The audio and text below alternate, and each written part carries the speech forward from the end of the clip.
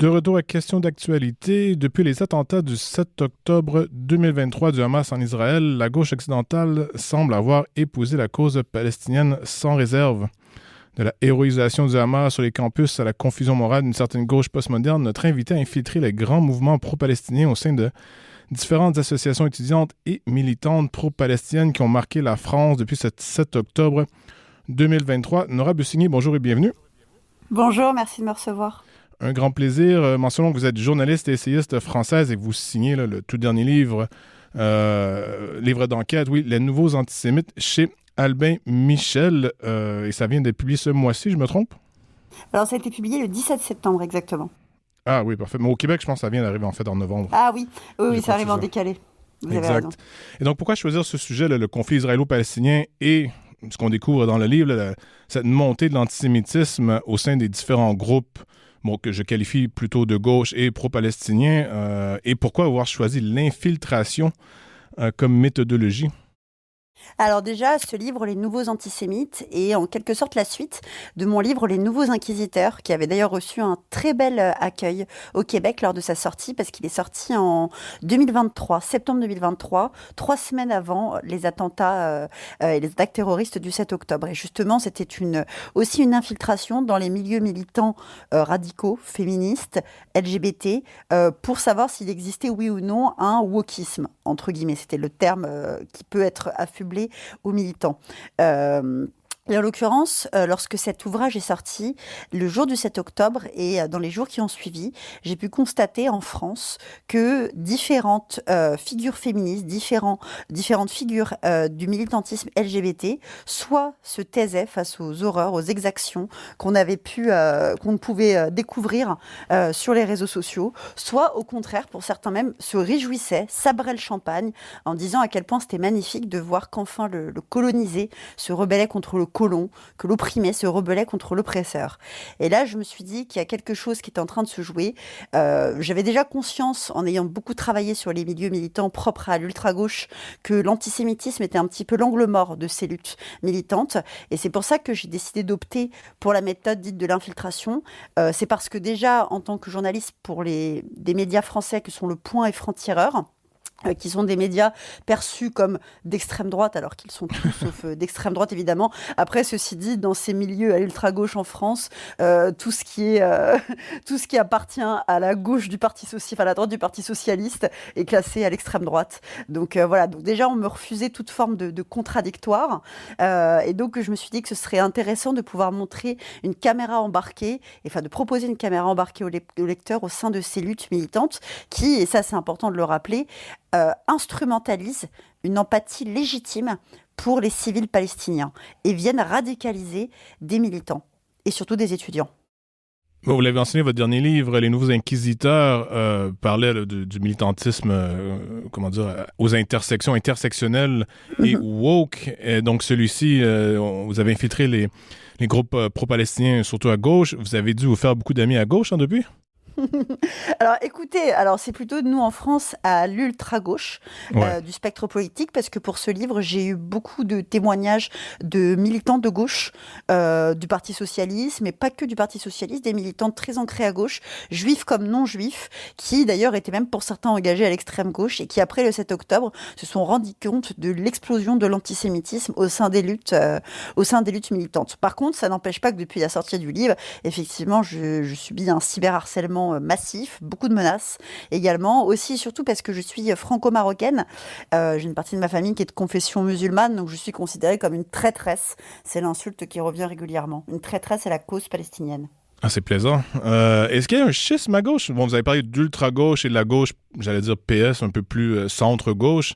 Est-ce qu'il y a un schisme au point où est-ce que vraiment ces deux gauches ne se parlent plus en France? Ah oui, c'est de plus en plus compliqué en France, effectivement. Elles avaient réussi un petit peu à se réconcilier lors de nos élections législatives anticipées, mais depuis, c'est vraiment très compliqué au niveau politique et militant, la gauche, notamment autour de cette question de l'apologie du terrorisme, parce que il faut se rendre compte qu'aujourd'hui, à cette extrême gauche du spectre politique, beaucoup de nos figures politiques et militantes ne se cachent pas de soutenir des organisations reconnues comme terroristes, voire même de glorifier des attaques terroristes à l'instar de celle du 7 octobre. Vous parlez bien sûr d'antisémitisme. Bon, je vous avouerai que ça n'a pas été une surprise pour moi d'apprendre ces choses-là. Le livre est extrêmement intéressant, on en apprend beaucoup, surtout dans les détails, mais j'étais déjà quand même assez au courant de cet antisémitisme qui était, même avant le 7 octobre, là, quand même assez présent pour avoir quelques amis français juifs qui m'avaient parlé justement de la chose. Et donc, comment expliquer cet antisémitisme qui, après le 7 octobre, j'ai l'impression, pour faire un jeu de mots, s'est dévoilé? Surtout chez cette gauche française. Il y a bien sûr un antisémitisme de droite qui date de quelques siècles même là, en France et en Europe, mais c'en est une nouvelle forme, si on peut dire, non? Alors, en fait, le titre s'appelle Les nouveaux antisémites, mais l'antisémitisme, vous avez tout à fait raison, ne date pas d'hier. Il est présent et toujours présent à l'extrême droite du spectre politique, mais il retrouve finalement vraiment des convergences avec cet antisémitisme à l'extrême gauche. Sauf qu'au lieu de dire que c'est le juif qui serait à la tête d'un complot qui viendrait tenir les médias et les politiques, c'est comme ça que je l'ai entendu, en tout cas, en infiltration, là, ils appellent ça les sionistes. Alors, eux ne savent même pas d'ailleurs définir le terme sionisme. J'ai demandé à beaucoup de militants et à chaque fois ils disent que les sionistes, ce sont ceux qui soutiennent le gouvernement de Netanyahou, sans même savoir quelle est la définition exacte du sionisme. Et donc, effectivement, le terme nouveaux antisémites, c'était plutôt de montrer qu'il y a des nouveaux vecteurs, qui sont les réseaux sociaux, surtout TikTok, Instagram et Twitter, ex-Twitter, pardon, qui n'étaient pas présents pendant la première et la seconde intifada, et qui ont offert à ces nouveaux antisémites des mégaphones surpuissants. Parlez-nous un peu des groupes justement que vous avez infiltrés. Qui étaient-ils? Que faisaient-ils? Et quel genre de discours tenaient-ils? Alors déjà, il y a un groupe que j'ai infiltré que vous connaissez au Québec, puisque il a été classé organisation reconnue comme terroriste dans de nombreux pays, aux États-Unis, au Canada, aux Pays-Bas, en Allemagne, en France et en Israël. Il s'agit de Samidoun. Samidoun, c'est la façade du Front populaire de libération de la Palestine. Excusez-moi, il n'a pas été classé organisation terroriste en France. C'est en discussion, c'est en cours, tout comme en Belgique. Mais il a été classé terroriste dans les autres pays que je vous ai énumérés, parce que c'est la façade du Front populaire de libération de la Palestine, organisation classée terroriste qui a participé aux attaques du 7 octobre. Et donc Samidoun, j'ai pu passer beaucoup de temps avec eux en France et j'ai pu décrire l'accès privilégié qu'ils avaient dans des salles municipales et l'entrisme qu'ils mettaient en place, notamment auprès des enfants, des adolescents et surtout des étudiants, pour instaurer ce qu'ils veulent, à savoir un intifada des campus. Ça, c'est quelque chose que j'ai beaucoup retrouvé dans plusieurs campus universitaires en France, mais aussi à l'ULB, l'Université libre de Bruxelles, où je me suis rendue, et également sur le campus de Columbia, aux États-Unis, où je me suis rendue également.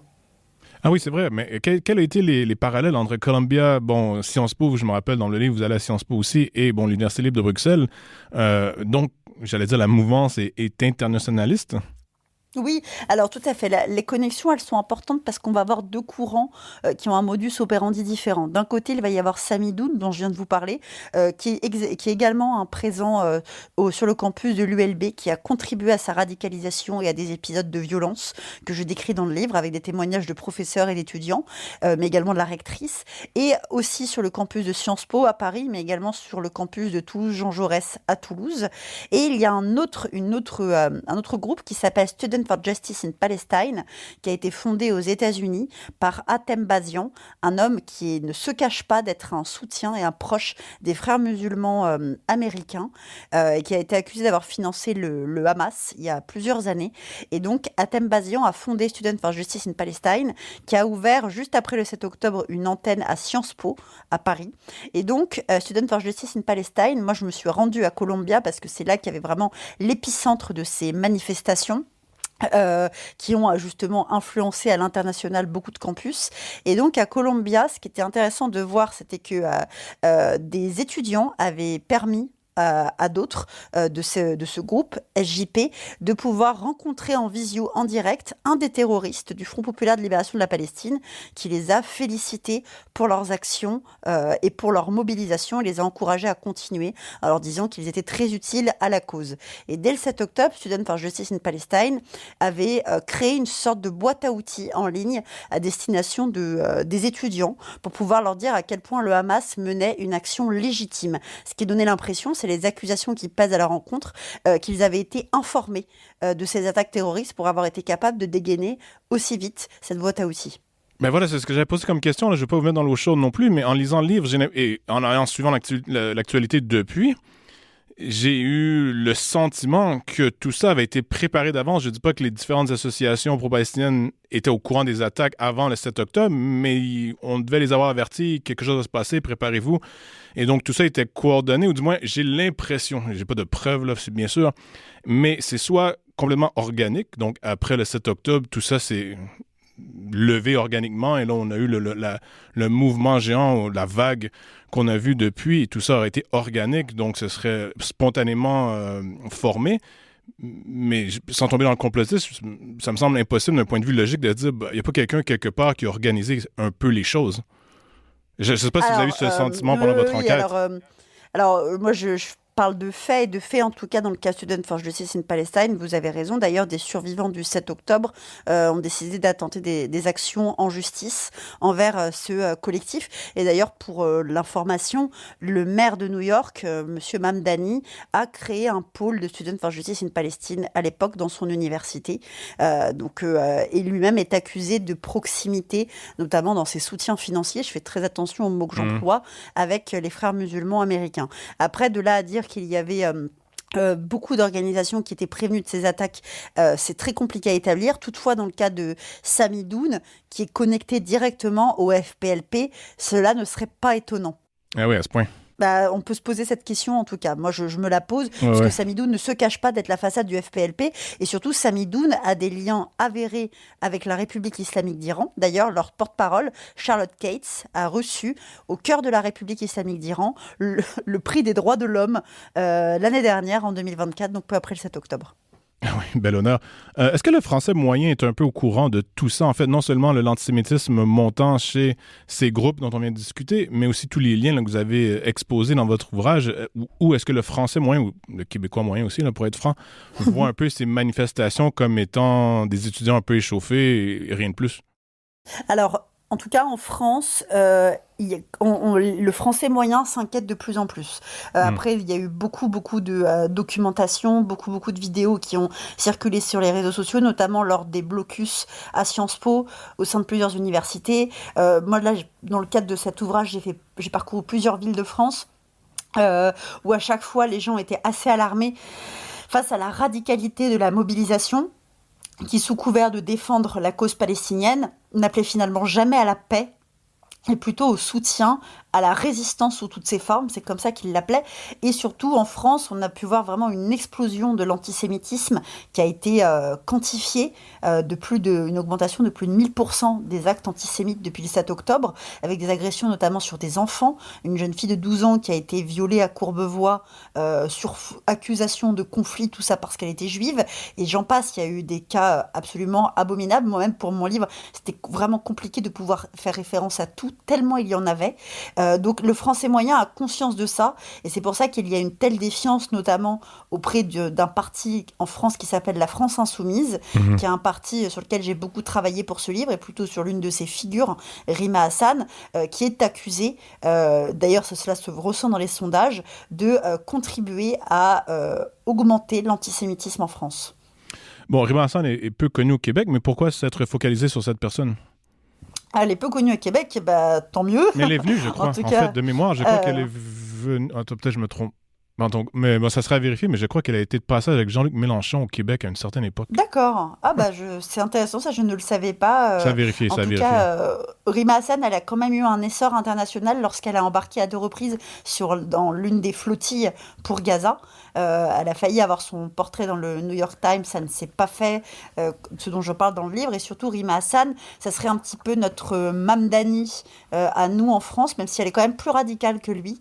C'est une figure qui est franco-syrienne et qui explique être palestinienne, et qui a réussi à rejoindre la France Insoumise elle est devenue eurodéputée, donc députée européenne de la France Insoumise, et depuis le 7 octobre, elle est l'une des figures, et si ce n'est la figure politique à l'extrême gauche la plus aimée de la génération Z, cette génération née après 1995, qui en France sera primo-votante aux élections municipales en 2026 et en 2027 aux présidentielles. Et c'est pour ça que j'ai voulu enquêter sur elle, c'est parce qu'elle a un impact, tout comme Jordan Bardella à l'extrême droite du Rassemblement national a le même chez cette jeunesse. Elle a un impact très puissant chez les jeunes et elle a contribué vraiment à augmenter et à radicaliser un discours en faveur d'une solution. D'ailleurs, même elle le dit, maintenant, elle n'est même plus pour une solution à un État, elle n'est plus pour même un État binational. C'est ça qui est assez fou. Donc déjà, elle était contre la solution à 2 États, et maintenant, même ça, la solution à un seul État, ça ne lui convient plus. Et elle avait notamment expliqué que le Hamas menait une action légitime, et depuis, elle n'arrête pas de franchir les limites. Elle a, nous, en France, plus d'une vingtaine de plaintes à son actif qui vont d'apologie du terrorisme en passant par menaces envers des élus, doxing, etc. Mais on comprend qu'il n'y a plus personne qui croit à la solution à 2 États et les groupes que vous avez infiltrés essentiellement souhaitent ouvertement ou implicitement la disparition d'Israël, la destruction de l'État d'Israël.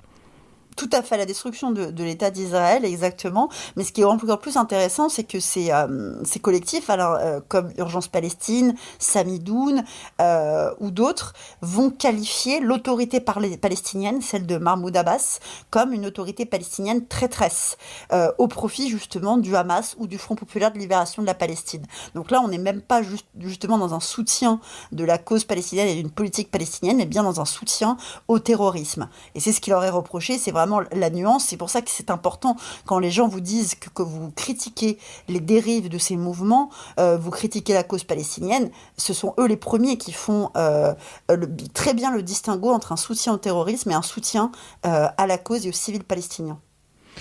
Un des phénomènes intéressants dans votre livre, c'est ces groupes LGBT féministes qui s'allient finalement à ces groupes pro-palestiniens ou étaient déjà alliés avant en fait, et qui reprennent, disons, leur discours. Et on comprend aussi que ces groupes pro-palestiniens sont souvent manipulés derrière par des groupes, disons, islamistes. Vous avez mentionné les frères musulmans un peu plus tôt, qui sont clairement à l'antithèse, on peut dire, des luttes LGBT et féministes.